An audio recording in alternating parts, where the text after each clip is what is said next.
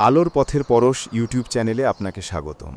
আজকের গল্পে শুনবেন এক সাহাবীর জীবনের কষ্ট, অভাব, কিন্তু আল্লাহ ও রসুল সাল্লাল্লাহু আলাইহি ওয়াসাল্লামের প্রতি তার অনন্ত ভালোবাসা। মদিনায় এক সাহাবী ছিলেন, তার নাম আবু হুরাইরা রাদিয়াল্লাহু তাআলা আনহু। তিনি ছিলেন অত্যন্ত দরিদ্র।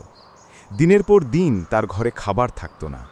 অনেক সময় ক্ষুধার কষ্টে পেটে পাথর বেঁধে থাকতেন। তবুও তার অন্তরে আল্লাহ ও রসুল সাল্লাল্লাহু আলাইহি ওয়াসাল্লামের প্রতি ভালোবাসা ছিল সীমাহীন। তিনি ক্ষুধার্ত অবস্থায় রসুল সাল্লাল্লাহু আলাইহি ওয়াসাল্লামের মজলিসে উপস্থিত হতেন।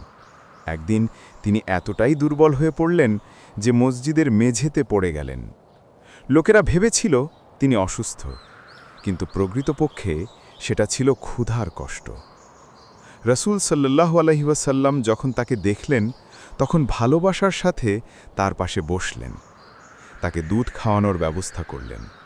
এরপর তিনি রসুল সাল্লাল্লাহু আলাইহি ওয়াসাল্লামের প্রতিটি হাদিস মুখস্থ করতেন আর বলতেন, আমি ক্ষুধায় কষ্ট পেতাম, কিন্তু রসুল সাল্লাল্লাহু আলাইহি ওয়াসাল্লামের হাদিস ছাড়তাম না। রসুল সাল্লাল্লাহু আলাইহি ওয়াসাল্লাম বলেছেন, যে আমার থেকে একটি হাদিস শুনে তা মুখস্থ রাখে এবং অন্যকে পৌঁছে দেয়, আল্লাহ তার মুখ উজ্জ্বল করবেন। সুনান আত-তিরমিজি, হাদিস নং 2657। এই হাদিসই ছিল আবু হুরাইরা রাদিয়াল্লাহু তাআলা আনহুয়ের জীবনের শক্তি।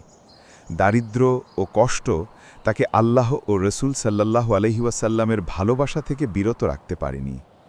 আমাদের জীবনে যত দুঃখ কষ্ট আসুক না কেন, আল্লাহ ও রসুল সাল্লাল্লাহু আলাইহি ওয়াসাল্লামের প্রতি ভালোবাসা কখনো কমানো যাবে না, কারণ প্রকৃত সম্পদ হল ঈমান ও ইলম। এমন আরও সুন্দর ইসলামিক গল্প পেতে চাইলে আলোর পথের পরশ ইউটিউব চ্যানেলটি সাবস্ক্রাইব করুন।